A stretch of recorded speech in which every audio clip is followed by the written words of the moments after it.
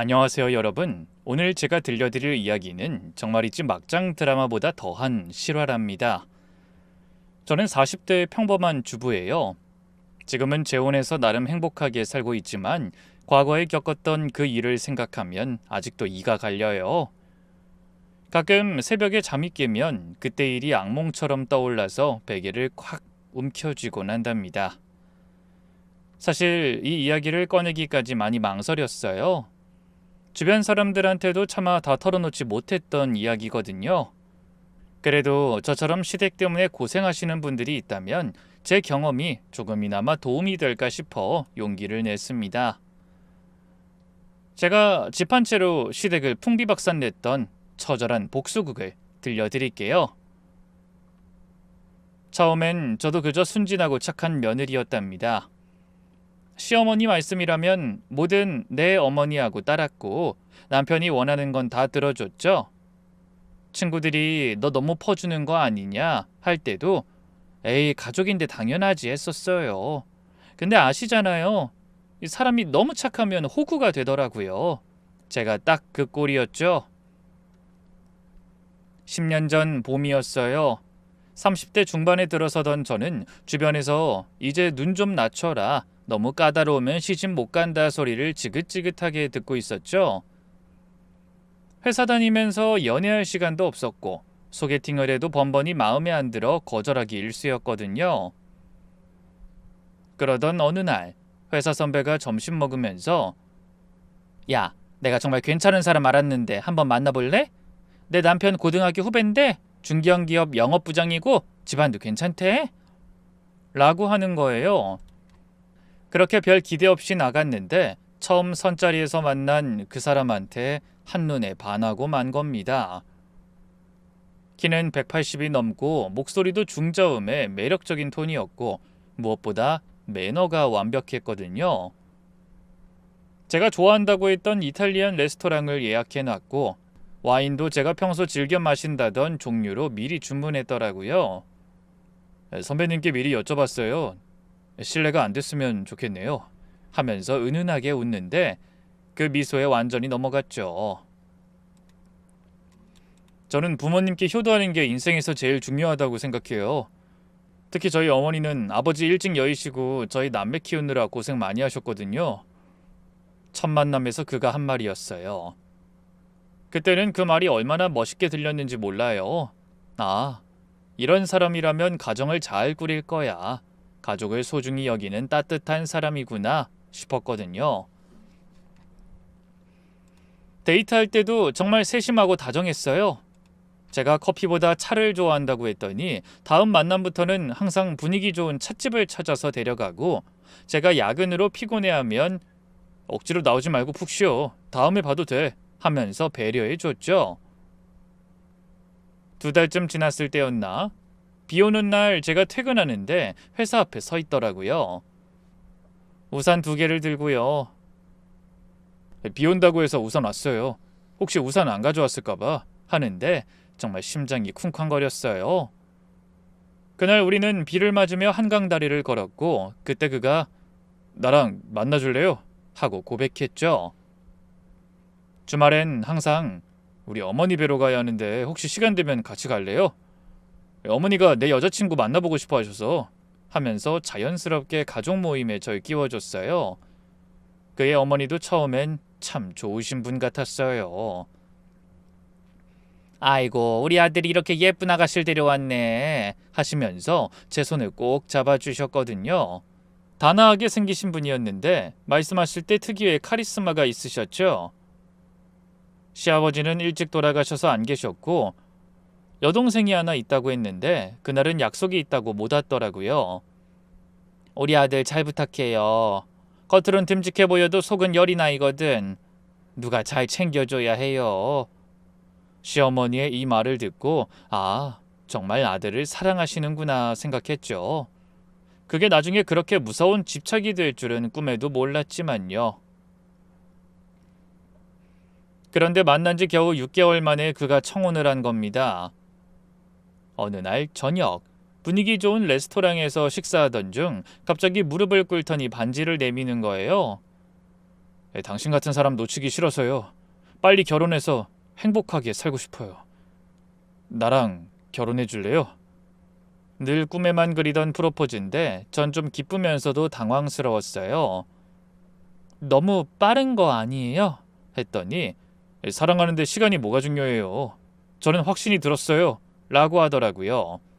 그 진심 어린 눈빛에 저도 모르게 네 하고 대답했죠.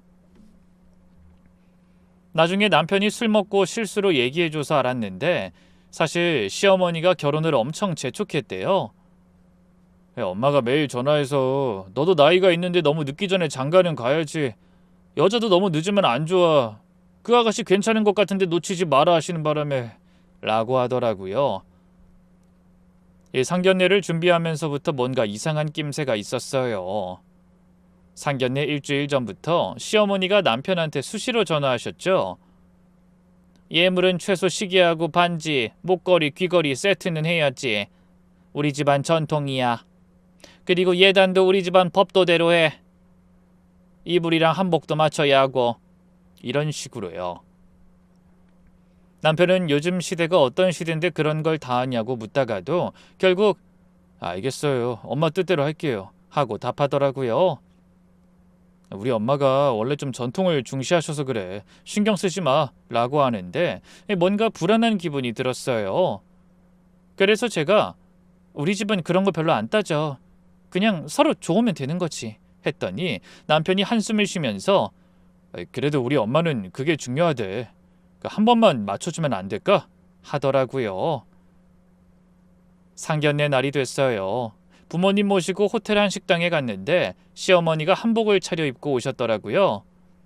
머리도 올림머리로 완벽하게 하시고 장신구도 화려하게 하고 오셔서 저희 부모님이 좀 주눅드신 것 같았죠. 인사도 나누고 자리에 앉자마자 시어머니가 대뜸 이런 말씀을 하셨어요. 우리 집안은 3대째 예물 예단을 중요시하는 집안이에요. 며느리 복이 곧 시집 복이라고 우리 시어머님도 그렇게 말씀하셨죠. 저도 시집 올 때 금 20돈에 예단도 두둑히 해왔어요. 아버지가 요즘 시대에 그런 걸 따지나요? 하시니까 시어머니 표정이 확 굳어지더라고요. 요즘 시대? 전통이 뭐가 나쁩니까? 그리고 이건 우리 집안 법도예요. 최소한 예단 2천, 예물 1,000은 해주셔야 우리 아들 기가 안 죽지 않겠어요? 어머니가 당황하시면서 3천만 원이나요? 하시니까 시어머니가 코웃음을 치시는 거예요. 아이, 딸 시집 보내는데 그 정도는 기본 아닌가요? 우리 아들이 번듯한 직장 다니고 있고 앞으로 출세할 사람인데 그 정도 투자는 해야죠. 그 투자라는 단어가 귀에 거슬렸어요. 근데 더 충격적인 건 남편의 태도였죠. 시어머니가 그런 말씀을 하시는 동안 고개를 숙이고 있기만 하고 아무 말도 안 하는 거예요. 제가 테이블 밑에서 남편 손을 꾹 쥐었는데도 반응이 없더라고요. 결국 아버지가 저희가 할 수 있는 선에서만 맞추겠습니다. 그래야 양가가 원만한 가족이 될 수 있죠. 하고 마무리하셨어요. 돌아오는 차 안에서 부모님 두 분이 한숨만 쉬시는 걸 보니까 정말 가슴이 아팠어요. 부모님은 시어머니가 말한 조건은 아니더라도 거의 맞춰서 해주셨어요. 그렇게 해서 제가 직접 가져간 날 시어머니 반응이 정말 가관이었죠. 시계가 좀 그렇네. 요즘 누가 이런 브랜드 차니? 그리고 이불도 좀 더 신경 써서 좋은 걸로 하시지. 뭐 그래도 정성이니까 이러시는 거예요. 본인들은 우리 집에 싸구려 목걸이 세트 안에 보내놓고 말이죠. 남편한테 어머님 좀 너무하신 거 아니야? 했더니 미안해. 우리 엄마가 원래 좀 까다로우셔. 근데 다 너를 위한 거야. 좋은 걸 받아야 시집에서 무시 안 당한다고 생각하시는 거야. 이러는데 도대체 무슨 논리인지 이해가 안 갔어요. 근데 그때도 전 결혼하면 다 잘 될 거야. 내가 잘하면 되지. 같은 바보 같은 이런 생각뿐이었죠.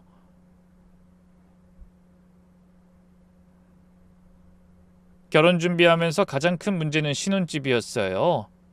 남편이 어느 날 진지하게 얘기하자고 하더니 사실 내가 집 마련할 형편이 안 돼. 엄마 병원비에 아버지 빚 정리하느라 오히려 빚이 좀 있어 하는 거예요. 빚이 얼마나 되는데? 라고 물으니 머뭇거리다 카드 빚하고 마이너스 통장 합쳐서 한 5천만 원 정도 라고 하더라고요. 깜짝 놀라 5천만 원이나? 그동안 뭘 한 거야? 했더니 엄마가 작년에 암 수술하셨잖아. 그 병원비하고 또 아버지가 남긴 빚도 좀 있고 여러 가지가 겹쳤어 하면서 고개를 숙이더라고요. 저는 대학 졸업하고 10년 동안 악착같이 모은 돈 2억 정도가 있었거든요. 월급 타면 무조건 70%는 저축하고 명품백 하나 없이 아껴 쓰면서 모은 돈이었죠. 그 돈으론 부족할 것 같아 부모님한테 저희 상황을 말씀드렸더니 그래도 사람이 먼저지. 돈은 또 벌면 되는 거고. 너희가 행복하게 살기만 하면 돼. 하시면서 1억을 보태주셨어요. 어찌나 감사하던지요. 그렇게 저는 3억을 마련해서 서울 외곽에 있는 아파트를 보러 다녔어요. 괜찮은 중소형 아파트가 있었는데 오래되긴 했어도 관리도 잘 돼 있고 학군도 괜찮아서 마음에 들었죠. 근데 함께 집을 보러 간 시어머니가 뭐라고 하셨는지 아세요? 여긴 너무 외곽 아니야? 그리고 이 평수면 너무 좁지 않아? 애도 낳을 텐데. 그러시는 거예요. 제가 어머님, 저희 형편이 이 정도면 괜찮은 것 같은데요. 라고 했더니 형편? 우리 아들이 그렇게 못난 사람도 아닌데 신혼집이 겨우 이거야? 라고 하시더라고요. 나중엔 남편이 엄마 그만하세요. 저희가 사는 집인데 저희가 결정할게요. 하고 말렸죠. 결국 그 집으로 해서 제 명의로 계약했죠. 남편은 신용이 안 좋아서 대출도 안 나와 나머지 세금도 다 제가 냈거든요. 그 와중에도 시어머니가 한마디 하더라고요. 며느리 집에서 사는 우리 아들이 불쌍해라. 남자가 집도 못 해오고 친구들한테 창피해서 어떻게 말하니? 옆에서 남편이 고개를 숙인 모습이 안쓰러워서 어머니, 저희는 괜찮아요. 같이 열심히 살면서 더 좋은 집으로 옮길 거예요.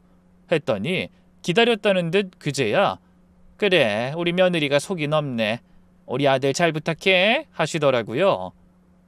지금 생각하면 정말 한심하죠. 그때 왜 그렇게 순진했을까요? 이 사랑에 눈이 멀면 다 이런 걸까요? 결혼하고 나서야 진실을 알게 됐어요. 신혼여행 다녀와서 첫 월급날이었는데 남편 통장을 우연히 보게 됐거든요. 거기 보니까 매달 200만 원씩 시어머니 계좌로 자동이체가 되어 있더라고요. 여보, 이게 뭐야? 물었더니 남편이 당황하면서 그게 엄마가 아직 월세에 살고 계셔서 생활비 좀 도와드리는 거야 하는 거예요. 200만 원이 좀이야? 그럼 우린 뭐 먹고 살아? 제가 화를 내니까 남편이 갑자기 정색을 하더라고요. 넌 우리 엄마가 얼마나 고생하는지 알아? 아버지가 사업하다 실패해서 빚더미에 앉았을 때 엄마가 식당 일이며 파출부며 안 해본 게 없어. 나 대학 보내려고 새벽부터 밤까지 일하셨다고. 알고 보니 시아버지가 10년 전에 투자하다가 큰 손실을 보고 그걸 만회하려고 사업을 시작했다 완전히 망했대요. 빚이 억 단위였는데 결국 감당 못하고 심장마비로 돌아가셨다는 거예요. 아버지 장례식장에서 엄마가 내 손 잡고 이제 너라도 엄마 편 되어줘야 된다고 나 하나 믿고 산다고 하셨어. 그때 나도 약속한 거야. 평생 엄마 모시고 편하게 해드리겠다고. 그래서 남편은 직장 다니면서 번 돈의 거의 절반을 시어머니한테 드렸대요. 시어머니는 그 돈으로 빚도 갚고 생활도 하시는데 아직도 월세 사신다고 했어요. 그럼 우리 결혼하기 전에 그런 얘기를 했어야지. 말하면 네가 나랑 결혼했겠어? 뭐 좋은 거라고. 그래도 넌 날 이해해 줄 줄 알았는데 오히려 제가 이해심 없는 사람처럼 탓하더군요. 더 충격적인 건 시어머니의 정서적 협박이었어요. 남편이 조금이라도 돈을 덜 드리거나 늦게 드리면 전화가 왔어요. 아들아, 엄마 죽고 싶어. 이렇게 사느니 차라리 네 아빠 따라가는 게 나을 것 같아. 이런 식으로요. 한 번은 제가 남편이랑 같이 시어머니 집에 갔는데 정말 충격적인 장면을 봤죠. 시어머니가 침대 옆 서랍을 열어 약통을 보여주시는 거예요. 이거 봐, 수면제야. 힘들 때마다 이거 보면서 참는 거야. 언제든 먹을 수 있다는 생각을 하면 좀 위안이 돼. 그러면 남편은 또 쩔쩔매면서 엄마 제발 그런 생각하지 마세요. 제가 더 열심히 할게요. 더 많이 벌어서 엄마 편하게 해드릴게요. 라고 하죠. 시어머니는 남편 머리를 쓰다듬으면서 그래 우리 아들만 믿을게. 넌 엄마한테 전부야. 하시는데 그 장면이 너무 이상했어요. 마치 연인 같은 느낌이랄까. 집에 돌아와서 남편한테 좀 이상하지 않아? 어머님이 당신한테 너무 의존적인 것 같은데 라고 했더니 남편이 발끈하면서 내가 엄마한테 잘하는 게 이상해? 넌 부모님한테 안 그래? 하고 또 화를 내는 거예요. 그날 이후로 전 깨달았어요. 이 남자는 아내보다 엄마가 먼저인 사람이구나.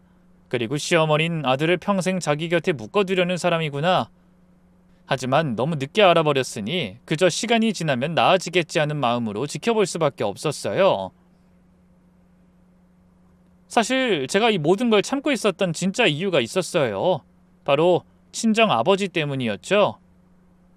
그때 당시 아버지가 폐암 3기 판정을 받으셨거든요. 딸아, 아빠는 괜찮으니 넌 시집 잘 가서 행복하게 사는 것만 보여줘 하시는데 어떻게 시댁 문제로 걱정을 끼쳐드릴 수 있겠어요. 그래서 친정에 갈 때마다 거짓말을 했어요. 시어머니가 정말 잘해주세요. 남편이 살뜰하게 챙겨줘요. 시누이랑도 친자매처럼 지내요. 아버지가 안심하시는 표정을 보면서도 가슴이 아팠지만 그게 제가 할 수 있는 최선이었어요. 근데 시어머니가 저희 집 상황을 아시고서 은근히 비꼬는 말씀을 하시더라고요. 친정 안부를 묻는 척하면서 사돈 병원비 많이 드시겠네. 딸 시집 보냈으니 이제 사위한테 기대시겠지? 이런 식으로요. 한 번은 제가 친정에 다녀오겠다고 하니까 너무 자주 가는 거 아니야? 이제 우리 집 사람인데 남편이랑 있어야지. 맨날 친정에 가면 어떡해? 라고 하시는 거예요. 더 서러운 건 제가 친정 걱정에 정신없는 걸 아시고 나서부터 시어머니가 더 막 나가기 시작했다는 거예요. 넌 요리 솜씨가 왜 이렇게 없니? 친정엄마가 안 가르쳤나? 애도 빨리 낳아야 하는데 맨날 피곤하다고만 하네. 에휴, 우리 아들이 불쌍하지. 집에서 편하게 쉬지도 못하고. 이런 말들이 일상이 됐어요. 그래도 참았어요. 아버지가 걱정 없이 치료받으시길 바라는 마음으로 이를 악물고 참았답니다.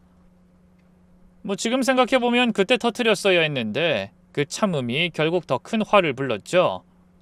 결혼 2년차 봄 드디어 임신을 했어요. 처음엔 정말 기뻤죠. 남편도 진짜? 내가 아빠가 되는 거야? 하면서 좋아했고요. 그런데 시댁에 알리자마자 분위기가 이상해졌어요. 시어머니의 첫마디는 그래 축하한다. 근데 아들이어야 해. 우리 집안은 대대로 장손이 중요한 집안이거든. 너도 알지? 였습니다. 아직 성별도 모르고 제 마음처럼 되는 것도 아닌데 벌써부터 압박을 주는 거예요. 어머님, 요즘은 딸 아들 상관없잖아요. 건강하게만 태어나면 되죠. 제가 이렇게 말했더니 시어머니 얼굴이 확 굳어지더라고요. 우리 집안 대를 이을 손자가 필요한데 상관없다고? 그날부터 시어머니는 수시로 전화해 배 모양 봐선 아들 같은데? 꿈자리 어땠어? 용꿈 꿨어? 아들 낳는 비법 알아봤어. 이런 음식 먹으면 된대. 이런 말씀만 하셨어요. 저는 입덧이 정말 심했거든요. 물만 마셔도 토하고 밥 냄새만 맡아도 구역질이 났죠. 결국 회사에 병가를 내고 집에서 쉬게 됐는데 시어머니가 집에 찾아오셨어요. 벌써부터 게으름 피우네. 난 임신했을 때도 장사하면서 나왔어. 요즘 젊은 사람들은 너무 나약해. 제가 화장실에서 토하고 나오니까 그렇게 많이 토하면 아이한테 안 좋아. 참아야지. 엄마가 되려면 그 정도는 참아야 해. 라고 하시고요. 남편한테 하소연했더니 걱정돼서 그러시는 거야. 엄마도 손자 보고 싶어 하시잖아. 이해해줘 하면서 또 시어머니 편을 들더라고요. 5개월쯤 됐을 때 드디어 성별을 알게 됐어요. 병원에 시어머니도 같이 가자고 해서 함께 갔는데 의사 선생님이 초음파 보시더니 예쁜 딸이네요. 건강해 보여요. 축하드립니다. 하시는 거예요. 그 순간 시어머니의 얼굴이 확 어두워지더니 선생님, 다시 한번 확인해 주세요. 확실한가요? 하시는 거예요. 의사 선생님이 당황하시면서 확실하다고 하니까 시어머니가 한숨을 푹 쉬시더라고요. 병원 나오자마자 시어머니가 둘째는 꼭 아들 낳아야 해. 알지? 장손이 없으면 우리 집안이 끊기는 거야. 하시는데 정말 어이가 없었어요. 어머님, 요즘 시대 누가 아들, 딸 가려요. 딸도 똑같은 자식이에요.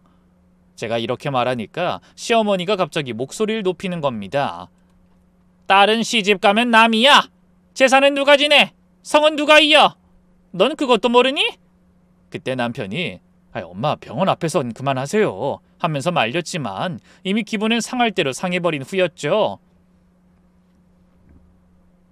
그날 이후로 시어머니는 만날 때마다 한약을 들고 오셨어요.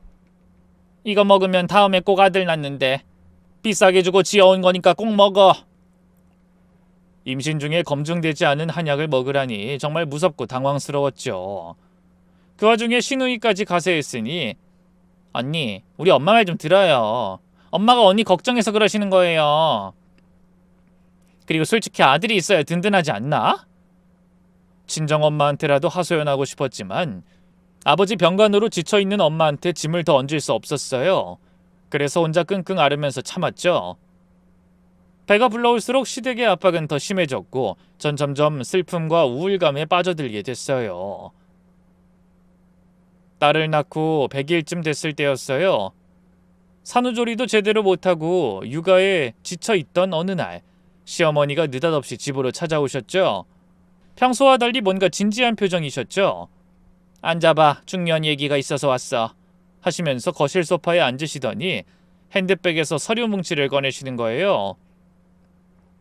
내가 식당 하나 하려고 해. 아, 정말요? 어머님이 요리 솜씨가 좋으시니 잘 되실 거예요. 그래, 이 서류 좀 봐. 여가 번화가에 괜찮은 자리가 나왔어. 권리금도 적당하고 위치도 좋아. 저한테 막 위치랑 조건을 설명하던 그때 남편이 퇴근하고 들어왔어요. 남편은 곧장 시어머니 옆에 바짝 붙어 있더니 엄마, 그 자리 진짜 좋은 것 같아요.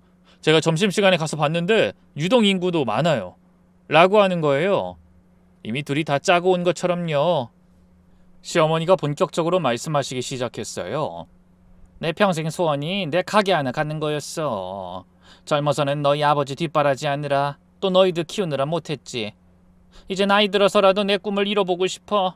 그러시면서 눈시울을 붉히시니 남편이 엄마 울지 마세요. 제가 도와드릴게요.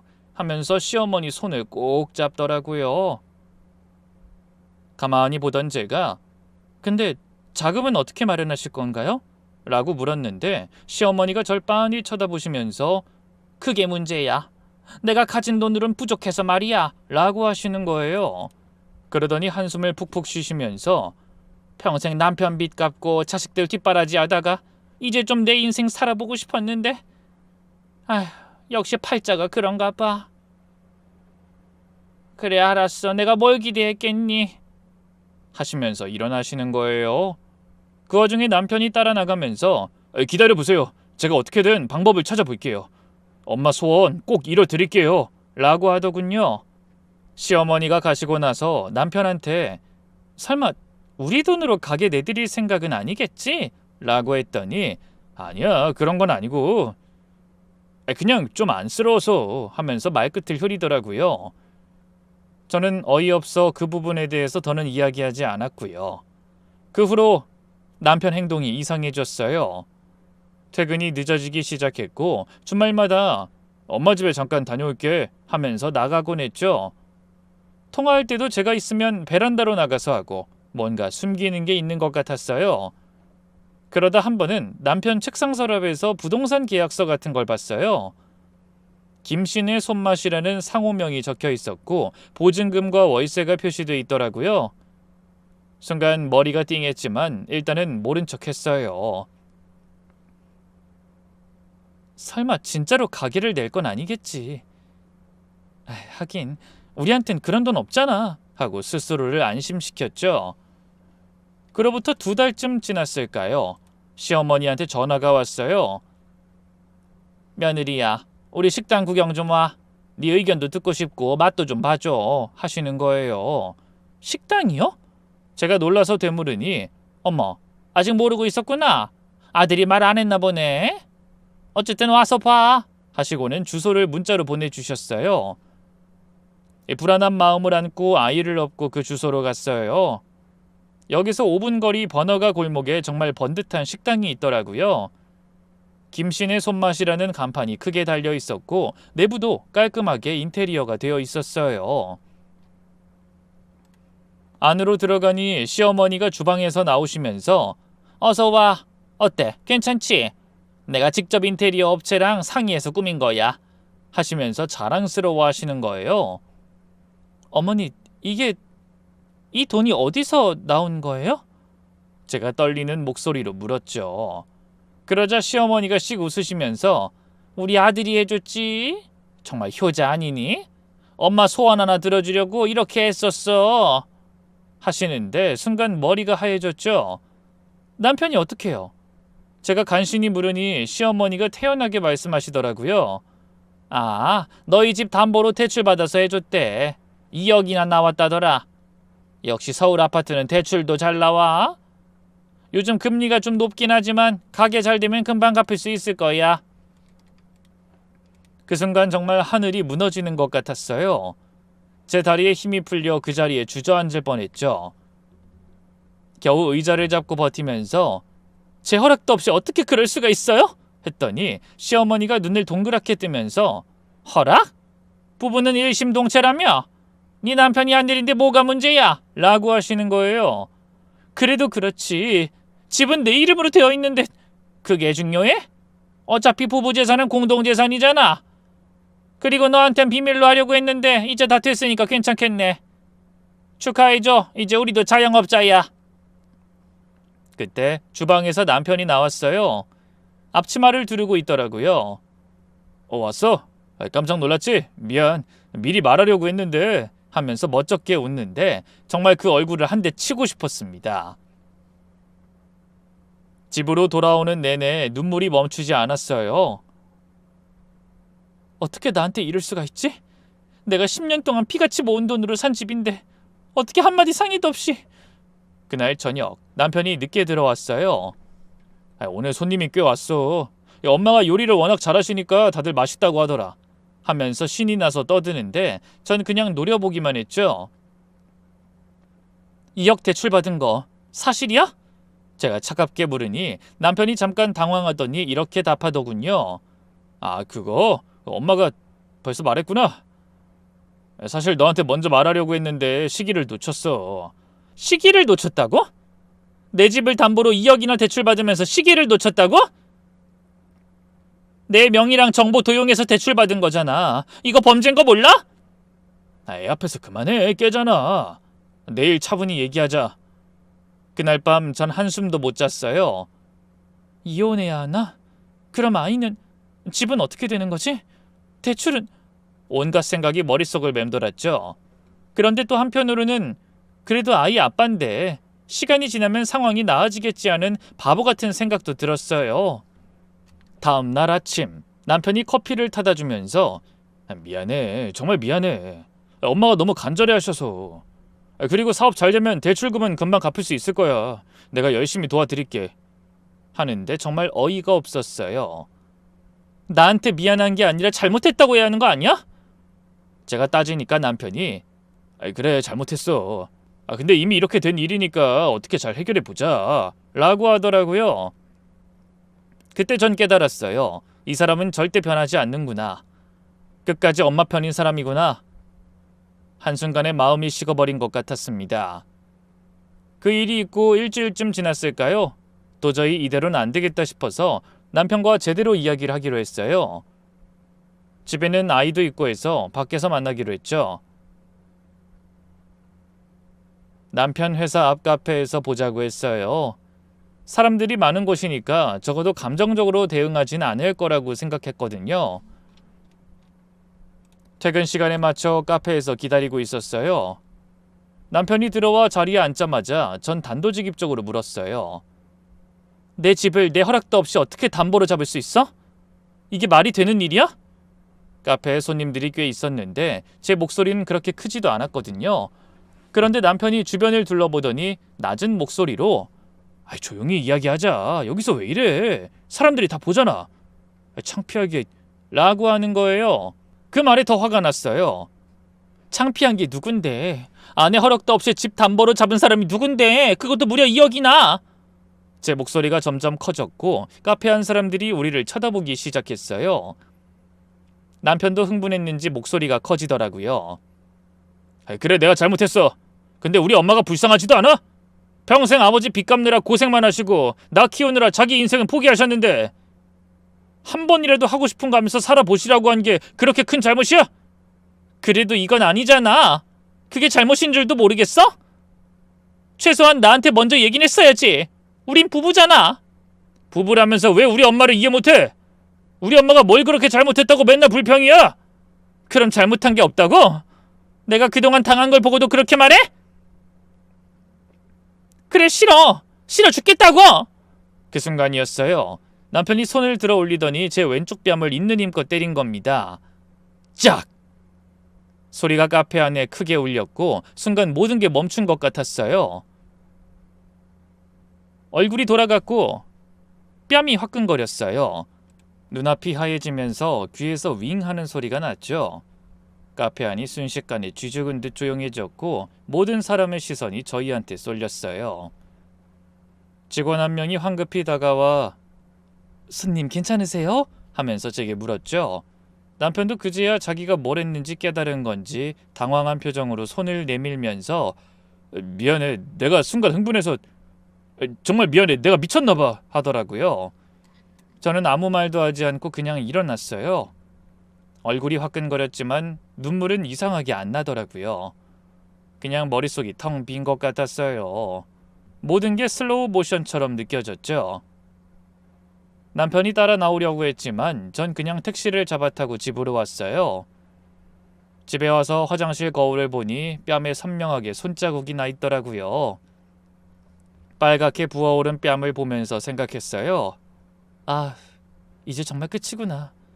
더 이상은 못 참겠다. 그날 밤 딸이 잠든 것을 확인하고 거실에 혼자 앉아 있었어요. 남편은 새벽 2시가 넘어서 들어왔는데 술에 잔뜩 취해 있었죠. 미안해, 정말 미안해. 내가 왜 그랬는지 모르겠어. 제발 용서해줘 라고 말하면서요. 그런데도 전 아무 감정이 안 들었어요. 그저 문을 잠그고 나서 베개에 얼굴을 묻고 조용히 울었죠. 소리내서 울면 딸이 깰까봐 이불을 꽉 물고 울었답니다. 어떻게 하면 이 상황을 끝낼 수 있을까? 어떻게 하면 내가 받은 만큼, 아니 그 이상으로 돌려줄 수 있을까? 제 머릿속엔 오직 한 가지 생각뿐이었어요. 복수! 그것도 아주 통쾌하고 완벽한 복수 말이에요. 그들이 나에게 한 짓을 절대 용서할 수 없었거든요. 다음 날 아침 부은 뺨을 보며 정형외과로 향했어요. 의사 선생님이 제 얼굴을 보시더니 인상을 찌푸리시더라고요. 누가 때렸나요? 경찰 신고는 하셨어요? 물으시길래 남편이요. 신고는 아직이요. 했더니 가정폭력이네요. 이런 경우는 참으면 안 돼요. 진단서 제대로 끊어드릴게요. 나중에 법적 책임 물을 수 있게 라고 하시더라고요. 사진도 찍어주셨어요.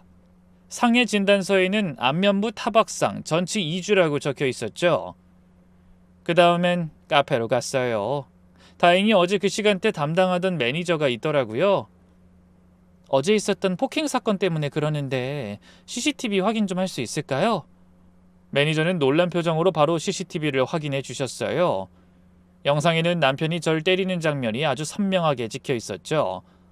매니저가 필요하시면 영상 파일로 드릴 수 있어요. 경찰서 제출용으로 쓰실 거죠? 나중에 증인 필요하시면 말씀 주세요. 저희가 도와드릴게요. 하시길래 감사하다고 하고 받아왔죠. 집에 돌아오니 남편이 거실에 무릎 꿇고 앉아 있더라고요. 정말 미안해. 내가 미쳤었어. 평생 반성할게. 하는데 전 그냥 지나쳐서 안방으로 들어갔어요. 그때 몇 가지 계획이 머릿속에 그려지기 시작했어요. 그래, 이혼만 하면 뭐해? 집도 날리고 쟤들은 여전히 장사 잘할 텐데 내가 왜 손해를 봐야 해? 그래서 계획을 다시 세우기 시작했어요. 어떻게 하면 최대한의 복수를 할 수 있을지 치밀하게 계획을 세우기로 한 거죠. 가장 먼저 든 생각은 집을 팔아버리면 어떻게 될까였어요. 담보대출이 있는 상태에서 집을 팔면 변호사 상담이 필요하다는 생각에 가정법 전문 변호사 사무실을 찾아갔어요. 거기서 제가 겪은 모든 일을 털어놨죠. 집 담보대출 얘기하니까 변호사님이 서류 위조 가능성도 있네요. 일단 등기부 등본부터 확인해보죠. 하시면서 바로 조회해 주셨어요. 그리고 집 매매에 대해서는 이렇게 말하더라고요. 부인 명의 부동산은 부인이 자유롭게 처분할 수 있습니다. 다만 담보대출이 있으면 매수자가 꺼릴 수 있고 대출을 상환해야 매매가 가능하죠. 근데 금매로 내놓으면 투자자들이 관심을 가질 수도 있어요. 그럼 제가 집을 팔아도 법적으로 문제 없나요? 네, 전혀 문제 없습니다. 명의자가 부인이시니까요. 다만 남편과 합의가 안 된 상태라면 나중에 분쟁이 생길 수는 있죠. 그날 저녁 남편한테 말했어요. 여보, 미안해. 내가 너무 예민했나 봐. 어머님 가게도 잘 되고 있는데 말이야. 남편이 깜짝 놀라면서 정말 용서해 주는 거야? 하길래 우리 다시 시작하자. 대신 내가 가게 일 좀 도와드릴게. 어머님도 힘드실 텐데 라고 했더니 남편이 제 손을 잡고 펑펑 울더라고요. 정말 고마워. 내가 정말 잘할게. 엄마한테도 말해둘게. 속으로는 그래, 너희가 날 호구로 봤다면 이제 내가 역으로 이용해주지 생각하면서 겉으론 미소 지었죠. 그날 밤 딸을 재우면서 속으로 다짐했어요. 엄만 절대 이렇게 당하지 않아. 네가 나중에 컸을 때 누구한테도 이런 일 당하지 않도록 엄마가 본보기를 보여줄게. 사람은 받은 만큼 돌려줘야 하거든. 다음 날부터 저는 시어머니 가게에 출근하기 시작했어요. 어머님, 제가 도와드리러 왔어요. 하니까 시어머니가 의심스러운 눈초리로 쳐다보시더라고요. 갑자기 왜? 무슨 속셈이야? 속셈이라뇨. 가족인데 돕는 게 당연하죠. 그동안 제가 너무 이기적이었어요. 처음 며칠은 계속 경계하시더니 제가 열심히 일하는 모습 보시고는 마음을 여시더라고요. 그래, 뭐 네가 도와주니 든든하네. 나도 이제 나이가 있어서 힘들었거든. 가게는 불행 중 다행으로 장사가 정말 잘 됐어요. 그 위치가 워낙 좋았거든요. 점심시간엔 웨이팅까지 있을 정도였죠. 하루 매출이 200만 원 넘는 날도 많았어요. 어머님, 이렇게 현금 관리하시면 위험해요. 제가 매출 관리 좀 체계적으로 해드릴게요. 했더니 그래? 네가 그런 것도 할 줄 아니? 라고 하시면서 맡기시더라고요. 그때부터 시작이었죠. 매출 장부를 제가 다 관리하면서 슬쩍슬쩍 빼돌리기 시작했어요. 재료비 50만 원 나갔어요. 하면서 30만 원만 쓰고 20만 원은 제 통장으로. 알바비 정산했어요. 하면서 또 10만 원. 이런 식으로 조금씩 빼돌렸죠. 한 달 정도 지나니까 시어머니가 요즘 순이익이 왜 이렇게 적지? 장사는 잘 되는데 하시길래 요즘 물가가 많이 올랐잖아요. 재료비가 장난 아니에요. 라고 했죠. 이상하네 하시면서도 의심은 안 하시더라고요. 그리고 세무조사를 위해 일부러 장부를 엉망으로 만들었어요. 실제 매출보다 적게 신고하고 현금 거래는 아예 장부에 안 올리고요. 그러면서도 증거는 다 남겨뒀죠. 나중에 써먹으려고요. 언젠가 이 폭탄이 터질 거야 생각하면서 차곡차곡 준비했어요. 시어머니와 남편은 아무것도 모른 채 우리 며느리 덕분에 편해 하면서 좋아했고요. 웃기죠? 자기들이 내 돈으로 차린 가게에서 나온 수익을 내가 가져가는데 그것도 모르고 고맙다고 하니까요. 사실 월세에 대출이자 세금까지 계산하면 남는 게 얼마 없긴 했어요. 실제로 제가 빼돌린 돈 외에 나머지 부분은 대출금 갚는 데 다 나갔거든요. 제 집 담보로 대출받은 돈이니 당연히 얼른 갚아야 하지 않겠어요. 장부를 맡은 전 두 사람 목 없이 무조건 대출금 갚는 것부터 돈을 써버렸어요. 남편과 시어머니는 찜찜해하면서도 그 부분에 대해선 별말 못했죠. 잘못한 게 있으니. 저를 의심하지 않은 가장 큰 이유는 굉장히 열심히 일했기 때문이에요. 새벽 6시에 나가서 밤 10시까지 일했어요. 서빙도 하고 설거지도 하고 청소도 하고 시어머니보다 더 열심히 일했죠. 그러니 누가 의심하겠어요? 남편은 완전히 감동해서 여보 정말 고마워. 네가 이렇게 해주니까 엄마도 편해하시고 나도 마음이 놓여 라고 하더라고요. 전 속으로 3개월만 기다려. 그때까지만 참자 하면서 웃어줬죠. 그렇게 6개월이 지났을 때 제 비상금 통장에는 그간 크고 작게 빼돌렸던 돈 2천만 원이 쌓여 있었어요. 하지만 이건 시작에 불과했죠. 어느 날 점심시간에 살짝 빠져나와서 부동산에 갔어요. 저희 아파트 요즘 시세가 어떻게 되나요? 아, 그 단지요? 지금 3억 5천 정도예요. 작년보다 5천 정도 올랐죠? 혹시 금매를 내놓으면 얼마나 빨리 팔릴까요? 금매요? 3억 3천 정도로 내놓으면 일주일 안에도 가능해요. 요즘 그 단지 물건이 별로 안 나와서 대기자가 많거든요. 집에 돌아와서 고민하긴 했어요. 정말 이렇게까지 해야 하나. 하지만 거울에 비친 제 뺨자국을 보면서 다시 마음을 다잡았죠. 그래, 끝까지 가는 거야. 일주일 후 점심시간에 또 부동산에 갔어요. 집 내놓을게요. 3억 2천에 금매로요. 3억 2천이요? 너무 싸게 파시는 거 아니에요? 빨리 팔아야 해서요. 대신 계약은 바로 하고 싶어요. 3일 만에 매수자가 나타났어요. 40대 부부였는데 담보대출은 저희가 승계할게요. 조건이 너무 좋아서요. 라고 하더라고요. 계약금 받는 날 손이 떨렸지만 도장을 찍었죠. 그리고 그날 저녁 아무 일 없는 듯 집에서 저녁 먹다가 남편한테 폭탄을 터뜨렸습니다. 우리 이혼하자. 남편이 숟가락을 떨어뜨리면서 뭐라고? 갑자기 왜? 집 팔았어. 다음 달 15일까지 이사 나가야 해. 라고 답했죠.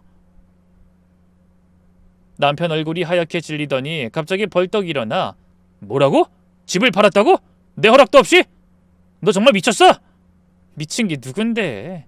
당신도 내 허락 없이 2억 대출 받았잖아. 이제 피장파장이네. 남편이 핸드폰을 들더니 시어머니한테 전화했어요. 엄마 큰일 났어. 와이프가 집 팔았대. 30분도 안 돼서 시어머니가 들이닥쳤어요.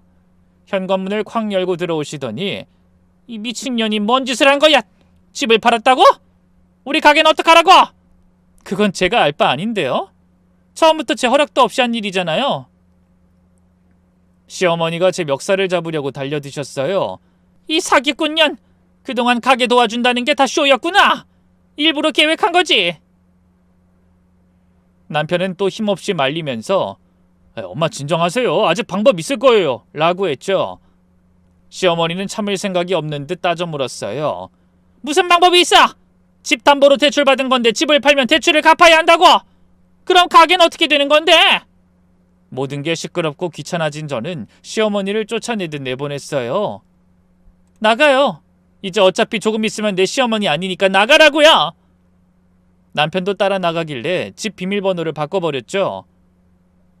다음 날 남편이 집 앞에서 무릎 꿇고 빌었어요. 하도 밖에서 시끄럽게 굴길래 집 안으로 들여보내줬더니 거실 바닥에 이마를 대고 제발 한 번만 용서해줘. 집 계약 취소해주라. 엄마 가게 망하면 정말 큰일 나. 엄마가 죽는다고 하셔. 라고 우는 소리라더군요. 계약 취소? 그럼 계약금의 배액을 물어줘야 해. 6천만 원 있어? 6천? 그런 돈이 어디 있어. 그럼 어떡하지? 난 이미 이혼 서류도 준비했는데. 이혼 서류? 응. 그리고 조건이 있어. 집은 내가 당연히 가져가는 거고 당신 몫은 대출 2억이야. 아이 양육권은 나한테 있고 위자료 3천만 원. 이 조건 받아들이면 폭행권은 고소 안 할게. 뭐? 그럼 난 빚만 2억 넘게 지고 거지가 되란 거야? 선택해. 이 조건 받아들이고 이혼하든지 아니면 가정폭력으로 형사고소 당하든지. 아, CCTV 영상이랑 진단서 나한테 다 있는 거 알지? 남편이 화장실로 뛰어가더니 토하는 소리가 들렸어요. 한참 후에 나와서는 알았어, 네 조건대로 할게. 대신 고소는 하지 마. 이젠 안쓰럽지도 않더군요. 며칠 후 시어머니가 신우이랑 같이 찾아왔어요. 이번엔 작전을 바꿨나 봐요. 며느리야, 우리가 잘못했어. 내가 너무 욕심을 부렸구나. 제발 한 번만 봐줘. 이 늙은이 한 번만 살려줘. 하시면서 눈물까지 흘리시더라고요. 신우이도 언니 제발요. 엄마가 정말 죽을 것 같아요. 어제도 수면제사로 약국 갔다 왔어요. 하면서 같이 울었죠. 하지만 전 흔들리지 않았어요. 이미 결정한 일이에요. 그리고 지난 6개월 동안 가게에서 제가 가져간 돈도 있는데 그건 저한테 주는 대출 이자라고 생각하세요. 시어머니가 갑자기 표정이 변하면서 뭐? 네가 가게 돈을 빼돌렸다고? 라고 하더라고요. 얼마 안 돼요. 한 2천만 원쯤 되려나? 곱게 넘어가고 싶지 않다면 그러세요. 저도 세무서에 신고할 게 좀 있거든요. 전 가방에서 파일 하나를 꺼냈어요. 이거 보실래요? 시어머니가 의심스러운 눈초리로 받아보시더니 얼굴이 하얗게 질렸어요. 이게 뭐야? 어머니 가게 진짜 장부예요? 하루 매출 150만 원씩 나오는데 세무서에는 50만 원으로 신고하셨죠? 현금 매출은 아예 빼고요. 6개월 동안 탈세한 금액만 해도 얼마일까요? 너 설마... 제가 매일 사진 찍어뒀거든요. 실제 매출이랑 신고 매출 차이. 현금 영수증 발행 안 한 내역 다 있어요. 이거 세무서에 제보하면 어떻게 될까요? 추정금에 가산세까지 최소 5천 원 나올 것 같은데요. 시어머니가 휘청거리시더니 의자에 털썩 주저앉으셨어요. 너 정말 그럴 거야? 모든 건 어머님 하기 나름이죠. 조용히 끝내실 거예요? 아니면 세무조사 받을 거예요? 신우이가 엄마를 부축하면서 화를 내더라고요. 언니 정말 너무한 거 아니에요? 엄마가 뭘 그렇게 잘못했다고. 뭘 잘못했냐고? 내 집을 무단으로 담보 잡은 건 괜찮고 세금 탈루는 나쁜 건가? 그리고 이게 제보하면 포상금도 나온대. 탈세액이 20%까지였나? 시어머니가 또 달려들려고 하다가 신우이가 말렸어요. 엄마 그만해요. 이제 정말 끝났어요. 저 여자한테 진 거예요. 집 잔금일이 다가왔어요. 은행에서 연락이 왔죠. 담보 설정된 부동산 매매 시 대출금 일괄 상환하셔야 합니다. 2억 원 준비하셨나요? 시어머니는 가게를 급하게 내놨지만 급매물이다 보니 제값을 받을 수 없었습니다. 장사가 잘 되긴 했지만 겨우 6개월밖에 안 됐는데 덜컥 내놓은 가게를 누가 제값 주고 사겠어요? 총 2억 들인 가게를 겨우 8천에 넘겼다네요. 그것도 모자라서 남편이 제2금융권에서 추가 대출 받고 카드론까지 끌어다 썼다고 하더라고요. 그래도 모자라서 신우이한테까지 손 벌렸대요. 협의 이혼하는 날 남편은 완전히 초췌해져 있었어요. 네가 이렇게 무서운 사람인 줄 몰랐어. 당신이 내 뺨 때릴 때가 더 무서웠지. 그건 정말 미안해. 하지만 이건 너무하잖아. 뭐가 너무해? 내 재산 내가 찾아가는 건데? 도장 찍고 나오면서 시원했어요. 집은 판돈에 대출금 빼고 가게에서 빼돌린 돈까지 합쳐서 1억 6천만 원을 갖게 됐어요. 위자료 3천은 남편이 가진 돈이 없어 못 받았지만 뭐 괜찮았어요. 그 정도는 남편에게 남은 최소한의 정이라고 남겨뒀죠. 신우이가 복도에서 기다리고 있다가 언니 정말 이렇게 끝내야 했어요? 우리 엄마가 불쌍하지도 않아요? 하길래 그럼 처음부터 남의 재산에 손대지 말았어야지. 너희 남매는 끝까지 한결같네. 마마보이, 마마걸은 불쌍한 엄마를 위해 더 열심히 살렴. 하고 지나쳤죠. 딸이랑 둘이 작은 전셋집으로 이사했어요. 크진 않지만 남양이고 학군도 좋았죠. 무엇보다 시댁 없는 집이라는 게 천국 같았어요. 이사하던 날 남편이 찾아왔어요. 양육비는 줄 테니까 면접 교섭권이라도 줘. 내 딸이기도 하잖아. 양육비 줄 형편이 되세요? 빚이 2억이 넘는다면서. 딸은 내가 알아서 잘 키울게. 너무하다. 정말 너무해.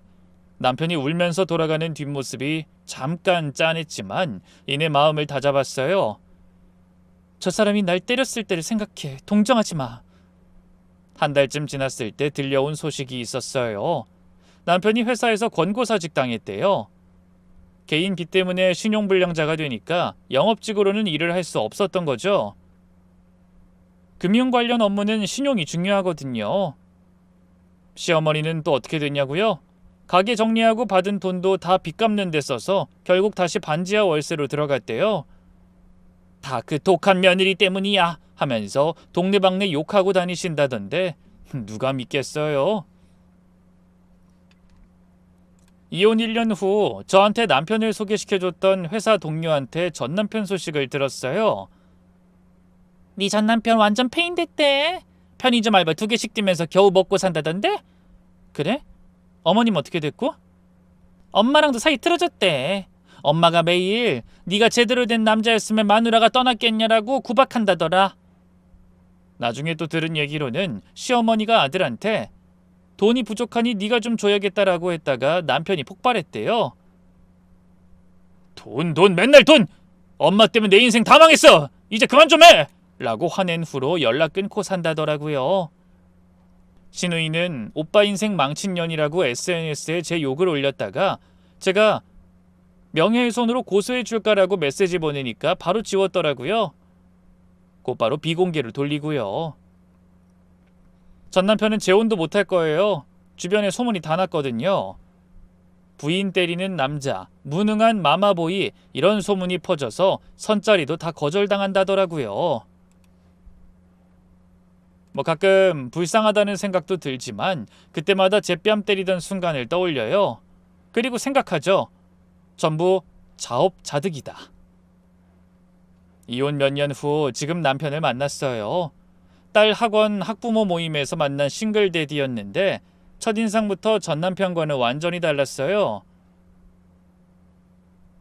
커피 드실래요? 제가 사겠습니다. 하길래 아니에요. 제가 살게요. 했거든요. 그러자 그럼 다음에 제가 살게요.